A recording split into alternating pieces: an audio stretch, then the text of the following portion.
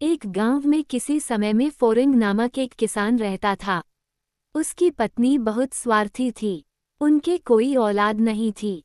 माघ का महीना चल रहा था और हल्की बूंदाबांदी हो रही थी। फोरिंग सुबह बहुत जल्दी उठ गया और अपनी पत्नी से बोला, आज आसमान पर बादल छाए हुए हैं। मेरा मन पीठा राइस केक चावल के पोए खाने को कर रहा है। क्या तुम मेरे लिए बना सकती हो? मैं चावल नहीं खाना चाहता। पत्नी बोली, पर चावल के पोए बनाने के लिए 12 धान चिपचिपी किस्म का एक चावल कहाँ है?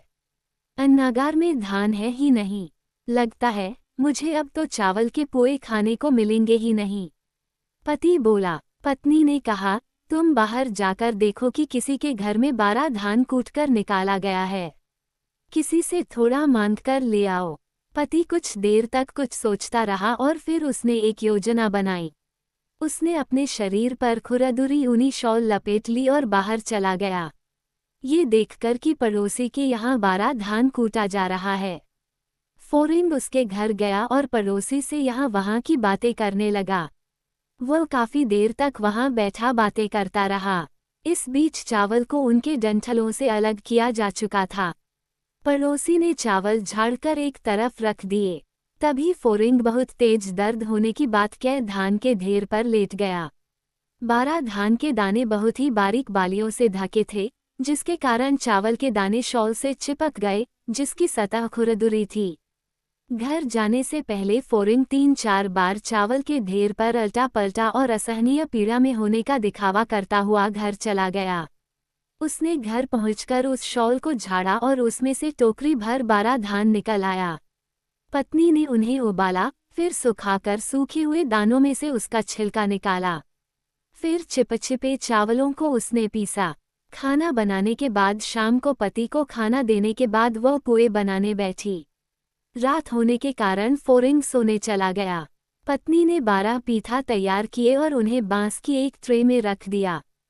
फिर उसने काफी सारे पीठा खा लिए और बाकी बचे पीठा एक कटोरी में रख दिए। सोने से पहले उसने अपने पति को जगाकर कहा, मैंने पीठा तैयार कर दिए हैं, पर मेरी एक शर्त है। जो भी सुबह सबसे पहले उठेगा वह 1/3 पीठा खा लेगा और जो बाद में उठेगा उसे 2/3 पीठा मिलेंगे। फोरिंग उसकी बात मानकर सो गया। अगली सुबह कोई भी उठने को तैयार नहीं था। सूरज निकल आया था, फिर भी दोनों सोने का नाटक करते हुए खर्राटे ले रहे थे। आखिरकार फोरिंग को लगा कि वह अपने खेत पर किए जाने वाले काम की अवहेलना कर इस तरह सोया नहीं रह सकता। उसे तो खेत पर जाना ही होगा। उसे अपने से पहले उठते देख पत्नी ने कहा, तुम्हें केवल 1/3 पीठा ही मिलेंगे। ठीक है, तुम 2/3 खा लो, पति ने कहा। फोरिंग रसोई में गया और ये देखकर हैरान रह गया कि वहाँ तो केवल कुछ ही पीठा हैं। उसने पत्नी से पूछा, बाकी पीठा कहाँ हैं? इतने सारे धान से इतने कम पीठा तो नहीं बन सकते हैं।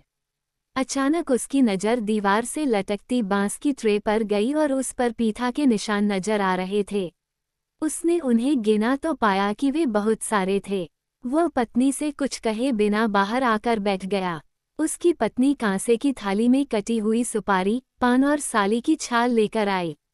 उसे लेते हुए फोरिंग ने एक कहावत सुनाई, हल से अपने भविष्य को गढ़ो, बुरी आत्माओं को डंडे से मार दूर भगाओ। किसी ने बहुत सारे पीठा खा लिए, क्या मालूम किसने? उसकी पत्नी उन शब्दों में छिपे आशय को समझ गई। उसे अपने ऊपर शर्म आई और वह नदी से पानी लेने के बहाने वहां से चली गई। उसे नदी पर बहुत सारी औरतें मिली और उसने उन्हें पीठे की बात कह दी ताकि मन का बोझ हल्का हो जाए। उसने बात ये कहते हुए खत्म की कि उसका पति वास्तव में भविष्यवक्ता है। ये बात धीरे धीरे पूरे गांव में फैल गई। एक गांव वाले की काली गाय खो गई थी। जब उसे 5 दिनों तक भी ढूंढने पर गाय नहीं मिली तो वो फोरिंग के पास गया, जो अब तक जान चुका था कि लोग उसे भविष्यवक्ता समझते हैं। संयोग की बात थी कि उस दिन सुबह ही उसने अपने खेत के पीछे एक खेत में गाय को ईंट जैसी लंबी घास को चरते देखा था। इसलिए फोरिंग ने उस आदमी से कहा, मेरे खेत के पीछे जाओ, वहां तुम्हें तुम्हारी गाय मिल जाएगी। उस आदमी को वहां जाते ही अपनी गाय मिल गई। उसके बाद तो हर तरफ ये चर्चा होने लगी कि वह भविष्यवक्ता है। ये खबर राजा के पास भी पहुंची। संयोग की बात थी कि राजा का एक कीमती सोने का हार खो गया था, जिसकी कीमत 100,000 सिक्कों के बराबर थी। राजा ने हर जगह उसे ढूंढा, पर हार कहीं नहीं मिला। जब राजा को फोरिंग के बारे में पता चला तो उसने उसे बुलवाया। वो बहुत डर गया कि अगर वह हार नहीं ढूंढ पाया तो राजा कहीं उसे मृत्युदंड न दे दे। उसे समझ नहीं आ रहा था कि वह क्या करे, इसलिए ईश्वर पर अपने भाग्य को छोड़कर वह राजा के सामने जाकर उपस्थित हो गया। राजा ने फोरिंग का स्वागत किया और सेवकों से उसका सत्कार करने को कहा। फोरिंग को स्वादिष्ट भोजन परोसा गया। राजा की 2 रानियां थीं, एक का नाम मदोई था और दूसरी का हदोई। हदोई ने ही हार चुराकर उसे कहीं छिपा दिया। ये जानकर कि एक भविष्यवक्ता आया है, वह बुरी तरह से घबरा गई कि कहीं वह पकड़ी न जाए। इसलिए वह उस कमरे के पास जाकर खड़ी हो गई, जहां बैठा फोरिंग खाना खा रहा था, और दीवार के छेद से झांकने लगी। फोरिंग भी बुरी तरह से डरा हुआ था। जब उसने अपने सामने रखे पके चावल व दही को रखे देखा तो वह जोर से खुद से बोला, ओह दोई, आज अच्छे से खा लो।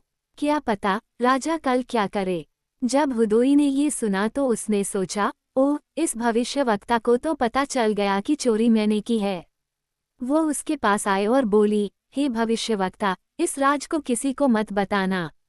तुम जो चाहोगे मैं तुम्हें दूंगी। फोरिंग को तुरंत समझ आ गया कि हदोई ही चोर है। वह रानी से बोला, मैं ये राज किसी को नहीं बताऊंगा, पर आप तुरंत हार को लाकर राजा के आभूषणों के डिब्बे में रख दो। रानी ने ऐसा ही किया। अगले दिन राजा ने उसे बुलाया और उससे कहा कि वह चोर का नाम बताए। भविष्यवक्ता राजा के सामने सिर झुकाते हुए बोला, मुझे नहीं लगता है कि आपका हार चोरी हुआ है। वह आपके आभूषण के डिब्बे में ही रखा हुआ है। राजा ने तुरंत अपना डिब्बा मंगवाया। जब उसे खोला गया तो हार उसमें ही रखा हुआ था। ये देख सब आश्चर्यचकित रह गए। राजा ने फोरिंग को अपना दरबारी बनाकर उसे जमीन, धन और अन्य वस्तुओं से सम्मानित किया। एक दिन राजा ने एक फोरिंग टिड्डे को अपने हाथ में पकड़ा और फिर भविष्यवक्ता से पूछा, बताओ मेरी मुट्ठी में क्या है। भविष्यवक्ता समझ गया कि अब तो उसकी असलियत राजा के सामने आ जाएगी, इसलिए दुखी स्वर में बोला, एक को मैंने गिनकर जाना, दूसरे को देखकर हूँ दोई कहते हुए हार ढूंढा। अब फोरिंग, तुम्हारे जीवन का अंत आ गया है। राजा को उसका नाम नहीं पता था। उसने सोचा कि फोरिंग से उसका मतलब टिड्डे से था। राजा ने टिड्डे को छोड़ दिया और फोरिंग को अपने राजसी वस्त्र उपहार में दे दिए। एक दिन राजा ने अपनी मुट्ठी में नीलकमल की जड़ सेलुक, जिसे खाया जाता है, को छिपाते हुए उससे पूछा, बताओ मैंने अपनी मुट्ठी में क्या छिपाया हुआ है।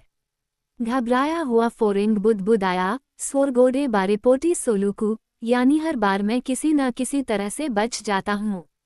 राजा ने इसे इस कहावत के रूप में सुना, बुरेपाती झिलुक, यानी मुझे हर बार डुबकी लगाने पर नीलकमल की जड़ मिलती है। राजा ने एक बार फिर भविष्यवक्ता को सोने चांदी के उपहार दिए और उसे शाही भविष्यवक्ता नियुक्त कर दिया।